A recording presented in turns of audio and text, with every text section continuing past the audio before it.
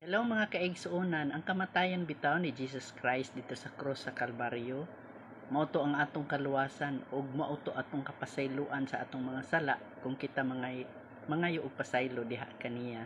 Dawato nato siya ingon nga atong bugtong og personal nga manluluwas, way lain Ginoo sa atong kinabuhi ug mosunod ta niya. Ug kato nga kamatayon nagtudlo pudto sa pagbuhat nato og matarong diha sa iyang atubangan. Makita nato diri atong basahon diri sa Titus 2:11 hangtod sa 12. Kay gipadayag sa Dios ang iyang grasya alang sa kaluwasan sa tanang mga tawo. Ang maong grasya nagtudlo kanato sa pagbiya sa kinabuhing dautan ug sa kalibutanong kailibgon. Nagtudlo kini kanato sa pagkinabuhi nga mapinugnanon sa kaugalingon, matarong og Dios nun. So mauto ang gitudlo, makita nato.